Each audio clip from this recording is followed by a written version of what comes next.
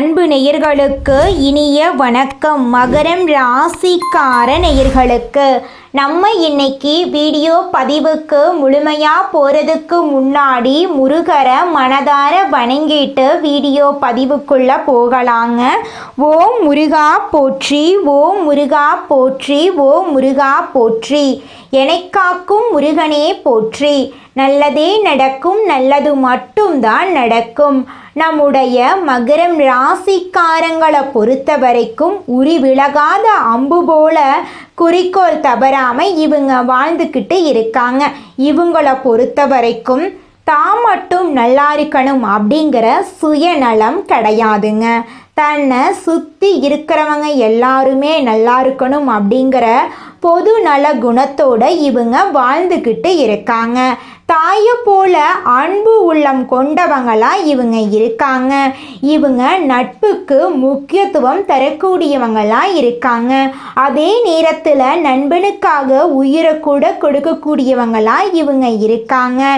இவ்வளவு நற்குணங்களை கொண்ட மகரம் ராசிக்கார அன்பு நேயர்களே, எல்லாரும் நலமா இருக்கீங்களா?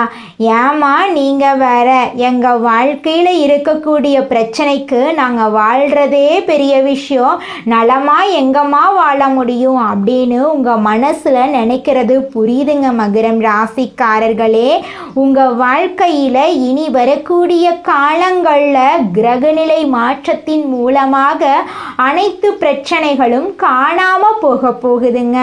தடை தாமதம் அப்படிங்கிற பேச்சுக்கு இனி வரக்கூடிய காலங்களில் உங்கள் வாழ்க்கையில் துளி கூட இடம் கிடையாதுங்க. திருமணம் ஆகாதவர்களுக்கு திருமணம் நடக்க போகுது. குடும்பத்தில் சுபகாரியங்கள் அடுக்கடுக்காக நடக்க போகுது. உங்கள் கையில் பணப்புழக்கம் அதிக லெவலில் இருக்க போகுது. உங்கள் கனவுகள் நிறைவேற போகுது. உங்கள் வாழ்க்கையில் இது நாள் வரைக்கும் இருந்த அனைத்து பிரச்சனைகளுக்கும் தீர்வு கிடைக்கக்கூடிய மாதமாக உங்களுக்கு இந்த மாதம் அமைஞ்சிருக்குதுங்க. உங்களுடைய மனக்கவலை, உடல்நல பிரச்சனை எல்லாம் காணாம போகுதுங்க. உங்க மனசுல நிம்மதி ஏற்பட போகுதுங்க. மகரம் ராசிக்காரர்களே, இந்த மாதம் கிரகநிலை எப்படி இருக்குன்னு பார்க்கலாங்க. தன வாக்கு குடும்பஸ்தானத்தில் சனி பகவானும் ராகு பகவானும் இருக்காங்க. ரண ருண ரோகஸ்தானத்தில் குரு பகவான் இருக்காரு. களத்திர ஸ்தானத்தில் சுக்கிர பகவான் இருக்காரு. அஷ்டமஸ்தானத்தில் சூரிய பகவான், புதன் பகவான், கேது பகவான் இருக்காங்க. பாக்யஸ்தானத்தில் செவ்வாய் பகவான் இருக்காரு. லாபஸ்தானத்தில் சந்திர பகவான் இருக்காரு. இந்த மாதம் இருக்கக்கூடிய கிரகநிலை மாற்றத்தின் மூலமாக உங்க வாழ்க்கையில துன்பம் அப்படிங்கிற பேச்சுக்கு துளி கூட இடம் கிடையாதுங்க. உங்களுடைய எண்ணம் போல உங்க வாழ்க்கையில நல்லதெல்லாம் அடுக்கடுக்கா நடக்க போகுதுங்க.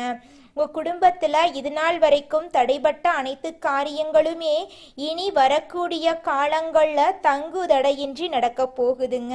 இது நாள் வரைக்கும் இருள் நிறைந்து கிடந்த உங்கள் வாழ்க்கையில் இனி வரக்கூடிய காலங்களில் பிரகாசம் வரப்போகுதுங்க. பண்டைய காலத்தில் கடல் ஆழம் மர்மமாக இருந்துச்சுங்க. தேவர்களும் அசுரர்களும் பாட்கடலை கடந்தபோது மகரம் என்ற அதிசயமான உருவம் தோன்றியதுங்க. இது கடல், நிலம், வானம் ஆகிய 3 சக்திகளையும் குறிக்குதுங்க. முதலையின் உடல் நிலத்தின் உறுதியையும், மீனோட வாழ் கடலின் ஆழமான ஆன்மீக சக்தியையும், சிங்கத்தோட வாய் சவால்களை எதிர்கொள்ளும் வீரத்தையும், யானையின் பாதம் கடுமையான சவால்களை எதிர்கொண்டு முன்னேறும் சக்தியையும் குறிக்குதுங்க. கங்கை தேவி மற்றும் வருண பகவானின் வாகனமாக நம்மளோட மகரம் ராசி விளங்குதுங்க. கால புருஷ தத்துவத்தில் 10வது ராசி தாங்க நம்மளோட மகரம் ராசி. மகரம் ராசியுடைய அதிபதி சனி பகவானுங்க. உண்மை, உழைப்பு, நேர்மை, லட்சியம், பொறுமை, ஒழுக்கம், விசுவாசம், மனிதநேயம் போன்ற குணங்கள் நம்மளோட மகரம் ராசிக்காரங்க கிட்ட அதிக லெவலில் இருக்குதுங்க. எப்பேற்பட்ட துன்பத்தையும் தாங்கும் சக்தி இவங்க கிட்ட இருக்குதுங்க. விடாமுயற்சியும் விஸ்வரூப வெற்றியும் பெறக்கூடியவங்களா இருக்காங்க. நம்மளோட மகரம் ராசிக்காரங்க. நம்மளோட மகரம் ராசிக்காரங்களோட பலம் என்னன்னு பார்த்தீங்கன்னா பொறுமை, கடின உழைப்பு, நேர்மை, நியாயம், ஆதரவான செயல்திறன், நிர்வாகத்திறன், தன்னம்பிக்கை, கடமை உணர்வு உடையவங்க. இவங்க எந்த வேலையையும் பொறுமையாக முயற்சி செய்து முடிப்பாங்க. உண்மையின் சிகரமாக இருப்பாங்க. யாரையும் ஏமாற்ற மாட்டாங்க. குடும்பத்தை ஒழுக்கமாக நடத்தி சந்தோஷத்தை பெருக்குவாங்க. எந்த சிக்கல் வந்தாலும் தீர்வு காணும் தைரியம் இவங்க கிட்ட இருக்குதுங்க. இவங்களுடைய பலவீனம் என்னன்னு பார்க்கலாங்க.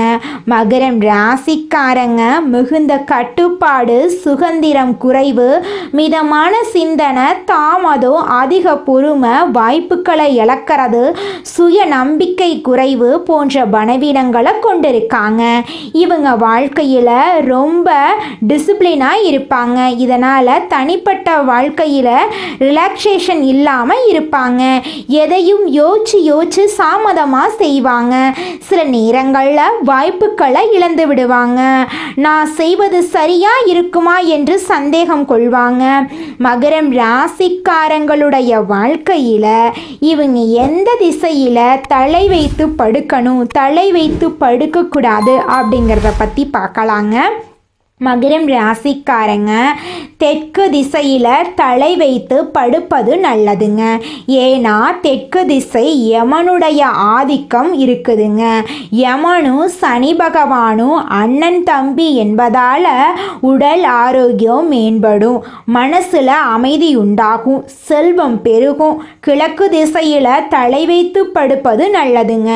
ஏன்னா கிழக்கு திசை சூரியன் உதிக்கும் திசை அப்படிங்கிறதால கல்வி, அறிவு, பிள்ளைகளின் முன்னேற்றம், தொழிலில் வளர்ச்சி, பதவி உயர்வு, அதிகாரம், அரசியல், அரசாங்க வேலையெல்லாம் கிடைக்கும். வடக்கு திசையில் தலை வைத்து படுக்கக்கூடாதுங்க.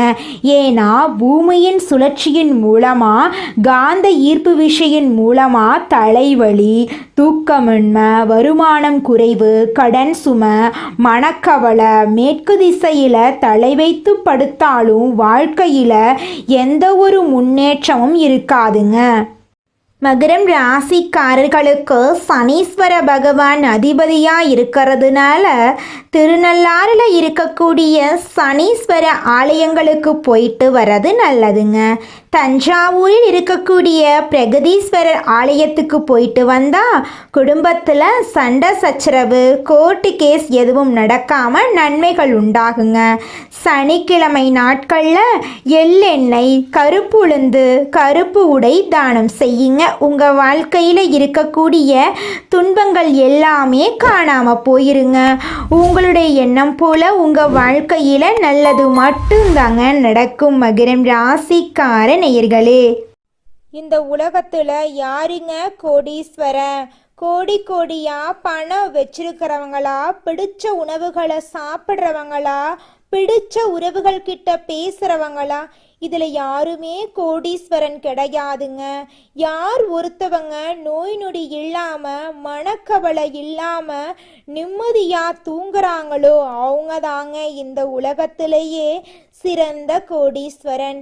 அப்பேற்பட்ட கோடீஸ்வரன் ஆகக்கூடிய யோகம் உங்களுக்கு இந்த மாதம் அமைஞ்சிருக்குதுங்க. உங்க வாழ்க்கையில இனி வரக்கூடிய காலங்கள்ல கவலை, கண்ணீர் அப்படிங்கிற பேச்சுக்கெல்லாம் துளி கூட இடம் கிடையாதுங்க. இது நாள் வரைக்கும் உங்களுடைய மனசில் இருந்த மனக்கவலைகள் எல்லாம் இனி வரக்கூடிய காலங்கள்ல காணாம போகுதுங்க. நீங்க சந்தோஷமான, ஆரோக்கியமான வாழ்க்கைய இனி வரக்கூடிய காலங்கள்ல வாழ போறீங்க. உங்க வாழ்க்கையில சந்தோஷம் நிலைச்சிருக்க போகுதுங்க. நம்மளுடைய மகரம் ராசிக்காரங்களுடைய மனசில் எழக்கூடிய ஒரே கேள்வி என்னன்னு பார்த்தீங்கன்னா, நல்லது எப்போ நம்மளை தேடி வரும், நமக்கான மரியாதை எப்போ நம்மளுக்கு கிடைக்கும், இந்த உலகத்தில் பணம் இல்லை அப்படின்னா மனுஷனுக்கான மரியாதையே இல்லையே, இந்த நிலை எப்போ மாறும், நான் ஏற்கனவே ரொம்பவும் கஷ்டப்பட்டுட்டேன், கடன் பிரச்சனை, சொத்து இழப்பு இதையெல்லாம் அனுபவிச்சிட்டேன், இப்போ பொருளாதார ரீதியாக முன்னேற்றம் இல்லாமல் தடுமாறிட்டு இருக்கேன், என் வாழ்க்கையில் எப்போதான் விடிவு காலம் வரும் அப்படின்னு கஷ்டப்பட்டு இருப்பீங்க. உங்களுடைய வாழ்க்கையில் இருக்கக்கூடிய அனைத்து பிரச்சனைகளுக்கும் தீர்வு கிடைக்கக்கூடிய மாதமா உங்களுக்கு இந்த மாதம் அமைஞ்சிருக்குதுங்க. கிரக நிலைகள் உங்க வாழ்க்கைக்கு இந்த மாதம் நல்ல பலன்களை எல்லாம் அள்ளித்தர போகுதுங்க. உங்க வாழ்க்கையில சந்தோஷமெல்லாம் நிலைச்சிருக்க போகுதுங்க. நம்ம ராசி மண்டலத்துல 10ஆவதா இருக்கக்கூடிய ராசி தாங்க மகரம் ராசி. மகரம் ராசியின் அதிபதி சனி பகவானுங்க. உத்திராடம் 2, 3, 4ஆம் பாதம், திருவோணம், அவிட்டம் 1, 2ஆம் பாதங்கள்ல பிறந்தவங்க மகரம் ராசியில பிறந்தவங்களா கருதப்படுறாங்க. நம்மளுடைய மகரம் ராசிக்காரங்களுக்கு நட்பு ராசியா இருக்கக்கூடியவங்க யாராருன்னு பாத்தீங்கன்னா ரிஷபம், கன்னி, மகரம், மீனம், விருச்சிகம் இவங்க எல்லாரும் மகரம் ராசிக்கு நட்பு ராசியா இருக்காங்க.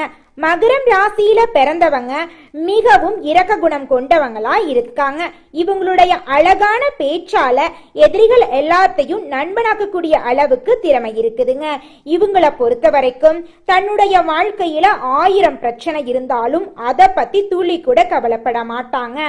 ஆனா நெருங்கிய உறவுக்கு ஒரு கஷ்டம் வருதுன்னு வச்சுக்கங்க, ஓடி போய் உதவி செய்யக்கூடியவங்களா இவங்க இருப்பாங்க. தன்னுடைய குடும்பத்துக்காக ஒட்டுமொத்த வாழ்க்கையுமே அர்ப்பணம் செய்யக்கூடியவங்களா இருக்காங்க நம்மளுடைய மகரம் ராசிக்காரங்க. நீங்கள் இந்த நிமிஷம் வரைக்கும் உங்களுக்காக வாழ்க்கையை வாழறதே கிடையாதுங்க. உங்களை சுற்றி இருக்கிறவங்களுக்கு பயந்து தாங்க வாழ்க்கையை வாழ்ந்துக்கிட்டு இருக்கீங்க. நாம் இந்த செயலை செஞ்சால் நம்மளை சுற்றி இருக்கிறவங்க நம்மளை பற்றி தப்பாக நினச்சிருவாங்களோ, இந்த சொல்ல சொன்னால் நம்மளை பற்றி அவங்க தப்பாக நினச்சிருவாங்களோ அப்படின்னு அடுத்தவங்களை கண்டு பயந்து பயந்து வாழ்க்கையில் எந்த ஒரு செயலையும் செய்யாமல் ஒரே இடத்துல நீங்கள் முன்னேறாமல் நின்றுக்கிட்டு இருக்கீங்க. இனி வரக்கூடிய காலங்களையாவது யாரை கண்டும் அச்சப்படாம கடவுளை கண்டு மட்டும் பயந்தா மட்டும் போதுங்க. வேற யாரை கண்டும் நீங்க பயப்பட வேண்டாம். கடவுள் இந்த உலகத்துல உங்களை எதுக்காகங்க படைச்சிருக்காரு? உங்களுக்காக நீங்க வாழணும் அப்படிங்கறக்காக தான் படைச்சிருக்காரு. உறவுகளுக்காகவும் நண்பர்களுக்காகவும் உங்களுடைய வாழ்க்கைய நீங்க தியாகம் பண்றது நியாயம் கிடையாதுங்க. உங்களுக்காக உங்க வாழ்க்கைய வாழ கத்துக்கோங்க. வாழ்ற வாழ்க்கை ஒரு முறை தாங்க. அந்த வாழ்க்கைய உங்களுக்காக வாழ கத்துக்கோங்க.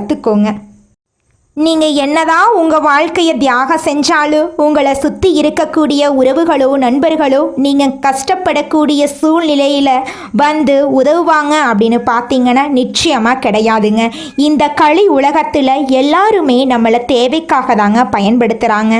தேவைக்காக தான் நம்மளை பயன்படுத்துகிறாங்களா அப்படிங்கிறத நீங்கள் தெரியாத வரைக்கும் வாழ்க்கையில் முன்னேறாமல் அதே இடத்துல தாங்க இருக்க முடியும்.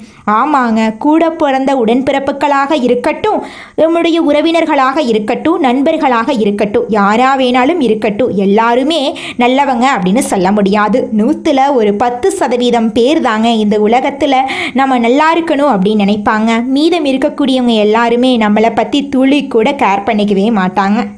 மனிதனா பிறந்த ஒவ்வொருவருக்கும் ஆசை இருக்கதாங்க செய்யும். அந்த ஆசைகளை அடைய நம்ம நினைச்சா மட்டும் பத்தாதுங்க. முழு மனசோட நம்மளுடைய ஆசைகளை அடைவதற்கான வழியை ஒவ்வொரு நாளும் என்ன பண்ணணும்னு யோசிச்சு அதற்கான திட்டங்களை தீட்டி உழைச்சிக்கிட்டே இருக்கணுங்க. உழைச்சா நிச்சயமா நம்மளுடைய ஆசைகள் எல்லாமே நிறைவேறிடுங்க. உங்க வாழ்க்கையில இனி வரக்கூடிய காலங்கள்ல உங்களுடைய அனைத்து ஆசைகளும் நிறைவேற போகுதுங்க. அப்படி ஒவ்வொரு மனிதனுக்கும் இருக்கக்கூடிய பொதுவான ஆசை என்னன்னு பார்த்தீங்கன்னா 16 செல்வங்களையும் அடைந்து வாழணும் அப்படின்னு தான் ஒவ்வொரு மனிதனுடைய ஆசையும் இருக்குதுங்க. பணம் வேணும், பதவி வேணும், புகழ் வேணும், கௌரவம் வேணும் அப்படின்னு தான் ஒவ்வொரு மனிதனும் தினமும் வாழ்ந்துகிட்டு இருக்கான். அதை நோக்கிய பயணத்தை தான் ஒவ்வொரு நாளும் மனிதன் வாழ்ந்துகிட்டு இருக்கான். ஒவ்வொரு நாளையும் ரசிச்சு வாழ்றது கிடையாது எந்த ஒரு மனிதனும். போராட்டத்துல தாங்க இந்த உலகத்துல ஒவ்வொரு மனிதனும் வாழ்க்கைய வாழ்ந்துட்டு இருக்காங்க. இந்த உலகத்தில் ஒரு சராசரி மனுஷனுடைய ஆசை என்னவாங்க இருக்கும்? எனக்குன்னு ஒரு வீடு வேணும், எனக்குன்னு ஒரு வாழ்க்கை துணை வேணும், எனக்குன்னு ஒரு நிரந்தரமான வேலை வேணும், நோய் நொடி இல்லாத வாழ்க்கை வேணும். இதுதாங்க ஒரு சராசரி மனிதனுடைய ஆசையாக இருந்திருக்கும். அந்த ஆசைகளை கூட நீங்கள் இது நாள் வரைக்கும் அடைய முடியாமல் ரொம்பவும் கஷ்டப்பட்டுட்டு இருந்தீங்க. ஆனால் இனி வரக்கூடிய காலங்களில் உங்களுடைய சராசரி ஆசையெல்லாம் நிறைவேறும் போகுதுங்க. உங்களுடைய மனசில் இது நாள் வரைக்கும் பலவிதமான மனக்கவலை, உடல்நல பிரச்சனை, குடும்ப பிரச்சனை, பண பிரச்சனைன்னு நீங்கள் இது நாள் வரைக்கும் நிம்மதியாக தூங்க முடியாமல் ரொம்பவும் கஷ்டப்பட்டுட்டு இருந்தீங்க. ஆனால் இனி வரக்கூடிய காலங்களில் உங்களுடைய உடல்நல பிரச்சனை, மனப்பிரச்சனை, பணப்பிரச்சனை எல்லாமே காணல் நீராக மறைய போகுது. உங்களுடைய வாழ்க்கையே அழகாக மாறப்போகுதுங்க. கவலை இல்லாமல் நிம்மதியாக நீங்கள் தூங்க போகிறீங்க. நீங்கள் உங்கள் வாழ்க்கையில் இது நாள் வரைக்கும் முன்னேறாமல் இருக்க சில காரணங்கள் இருக்குதுங்க. காரணங்கள் என்னன்னு பார்த்தீங்கன்னா, நீங்கள் ஒருத்தங்கிட்ட பேசும்போதும் சரிங்க, ஒருத்தங்கிட்ட பழகும் போதும் சரி, அவங்க நல்லவங்களா கெட்டவங்களா, நீங்கள் நல்லா இருக்கணும்னு அவங்க நினைக்கிறாங்களா அப்படிங்கிற இடம் பொருள் ஏவல் அறியாமல் நீங்கள் எல்லார்கிட்டையும் யதார்த்தமாக இருக்கீங்க. நீங்கள் எல்லார்கிட்டையும் யதார்த்தமாக இருக்கிறது தப்பு கிடையாதுங்க. நல்லவங்க யாரு கெட்டவங்க யாருன்னு அறிஞ்சு செயல்படுறது உங்களுக்கு ரொம்பவும் நல்லதுங்க. உங்களுடைய குடும்ப ரகசியங்களையும் தொழில் ரகசியங்களையும் மற்றவங்க கிட்ட பகிர்றதுக்கு முன்னாடி 1க்கு 2 முறை ஆலோசனை பண்ணுறது உங்களுக்கு ரொம்பவும் நல்லதுங்க. ஏன்னா இந்த உலகத்தில் 190% பேர் நீங்கள் நல்லா இருக்கக்கூடாது அப்படின்னு தாங்க நினைப்பாங்க. அந்த 10% பேர் தான் நீங்கள் வாழ்க்கையில் முன்னேறணும் அப்படின்னு நினைப்பாங்க. அந்த 10% பேரை நீங்கள் கண்டுபிடிச்சு அவங்க கிட்ட உங்கள் வாழ்க்கையோட ரகசியங்களை சொன்னீங்கன்னா கூட உங்கள் வாழ்க்கையில் எந்த பிரச்சனையும் வராதுங்க. அந்த 90% பேர்கிட்ட நீங்கள் தெரிஞ்சோ தெரியாமலோ உங்கள் வாழ்க்கையோட நல்லது கெட்டதை ரகசியத்தை சொன்னீங்க அப்படின்னா அதுவே உங்கள் வாழ்க்கைக்கு பெரிய பிரச்சனையாக வர வாய்ப்பு இருக்குதுங்க. அதனால நீங்கள் ஒருத்தங்கிட்ட பேசும்போதும் பழகும்போதும் எச்சரிக்கையாக இருக்கணுங்க. உங்களை நல்லா இருக்கணும் அப்படின்னு நினைக்கிறாங்கல்ல, அவங்கள அறிஞ்சு செயல்படுறது உங்கள் வாழ்க்கைக்கு ரொம்பவும் நல்லதாக இருக்குங்க. குலதெய்வம் எங்கேயோ இருக்குது, என்னமோ இருக்குது அப்படிலாம் நீங்கள் நினைக்க வேண்டாங்க. நீங்கள் எங்கிருந்தாலும் ஒரு தீபம் ஏற்றி வச்சு அந்த தீப ஒளியில் தெய்வங்கள் இருக்கிறாங்க அப்படின்னு நினச்சி வழிபாடு செய்யுங்க. குலதெய்வமே தெரியாவிட்டாலும் வீட்டில் தீபம் ஏற்றி வச்சு ஏதாவது ஒரு நல்ல நாளில் குலதெய்வத்தை நினச்சி வழிபாடு செய்யுங்க. குலதெய்வ வழிபாடு குலம் காக்குங்க, குலம் தலைக்கும். முதல்ல குலதெய்வம், அப்புறம் இஷ்டப்பட்ட தெய்வம், அப்புறம் உங்களுக்கு விருப்பப்பட்ட தெய்வங்க. எந்த கோயிலுக்கு போனாலும் என்ன பண்ணாலும் ஏற்றமில்லை அப்படின்னு நீங்கள் சொல்லுவீங்க. தினமும் எந்திரிச்ச உடனே சூரிய பகவானை நமஸ்காரம் பண்ணுங்க. அவங்களுடைய அனுகிரகம் இருந்தா போதும். மற்ற கிரகங்கள் எல்லாம் சாதகமா இல்லைனா கூட பரவாயில்ல, அந்த சூரியனுடைய பிரகாசம் உங்க வாழ்க்கையவே பிரகாசமா மாத்திருங்க. அந்த வெளிச்சம் உங்களை வந்து சேருங்க. உங்க வாழ்க்கையில் இருக்கக்கூடிய கண்ணீரெல்லாம் கரைஞ்சு போயிருங்க. அடுத்ததாக நம்முடைய மகரம் ராசியில் இருக்கக்கூடிய ஒவ்வொரு நட்சத்திரக்காரர்களுக்கும் இந்த மாதம் எப்படி இருக்குன்னு பார்க்கலாங்க. நம்முடைய மகரம் ராசியில் இருக்கக்கூடிய முதல் நட்சத்திரம் உத்திராடம் 2, 3, 4ஆம் பாதம். உங்களுக்கு இந்த மாதம் எப்படி இருக்குன்னு பார்க்கலாங்க. உத்தியோகத்தில் இருக்கிறவங்க முன்னேற்றம் அடைய போறீங்க. நிலுவையில் இருக்கக்கூடிய தொகை வந்து சேரப்போகுது. சிலருக்கு வேலை மாற்றம் உண்டாக போகுது. கணவன் மனைவி உறவு மகிழ்ச்சிகரமாக இருக்க போகுது. குடும்பத்தில் மதிப்பு மரியாதை அதிகரிக்க போகுது. தெய்வ நம்பிக்கை கூட போகுதுங்க. உங்களுடைய ஆசைகள் எல்லாமே நிறைவேறக்கூடிய மாதமாக இந்த மாதம் அமைஞ்சிருக்குதுங்க. அடுத்ததாக நம்முடைய மகரம் ராசியில் இருக்கக்கூடிய நட்சத்திரம் திருவோணம். உங்களுக்கு இந்த மாதம் எப்படி இருக்குன்னு பார்க்கலாங்க. உறவினர்கள் நண்பர்கள் மூலமாக உங்களுக்கு உதவிகள் கிடைக்க போகுது. பிள்ளைகளின் நலனில் அக்கறை காட்ட போறீங்க. பெண்கள் திறமையாக சமாளித்து எந்த பிரச்சனையிலும் சாதகமான முடிவை பெற போறீங்க. இழுப்பறியாக இருந்த காரியங்களில் எதிர்பாராத திருப்பம் ஏற்பட போகுது. மாணவர்களுக்கு தேர்வுகள் பற்றிய பயம் நீங்க போகுது. கல்வியில் முன்னேற்றம் ஏற்பட போகுது. குடும்பத்தில் சந்தோஷமான நிகழ்ச்சிகள் நடக்க போகுதுங்க. அடுத்ததாக நம்முடைய மகரம் ராசியில் இருக்கக்கூடிய நட்சத்திரம் அவிட்டம் 1, 2ஆம் பாதம். உங்களுக்கு இந்த மாதம் எப்படி அமைஞ்சிருக்குதுன்னு பார்க்கலாங்க. இன்று எல்லா காரியங்களிலும் உங்களுக்கு நன்மை உண்டாகுங்க. செய்யும் தொழிலில் சிறப்பு ஏற்பட போகுது. நண்பர்கள் மூலம் உதவிகள் கிடைக்க போகுது. உங்களுடைய ஆசைகள் கனவுகள் எல்லாமே நிறைவேற போகுது. உங்கள் வாழ்க்கையில் சந்தோஷம் நிலச்சிருக்க போகுது. உங்களுடைய மனக்குழப்பம் நீங்க போகுது. உங்கள் வாழ்க்கையில் இந்த மாதம் மேலும் நல்லதெல்லாம் நடக்க நீங்கள் செய்யக்கூடிய பரிகாரம் என்னன்னு பார்த்தீங்கன்னா, உங்கள் வீட்டுக்கு பக்கத்தில் இருக்கக்கூடிய முருகர் ஆலயத்துக்கு போயிட்டு முருகரை மனதார வணங்கிட்டு வாங்க. உங்கள் வாழ்க்கையில் இருக்கக்கூடிய அனைத்து பிரச்சனைகளும் காணாமல் போயிருங்க. உங்களுடைய எண்ணம் போல் உங்கள் வாழ்க்கையில் நல்லது மட்டும்தாங்க நடக்கும். நன்றி, வணக்கம்.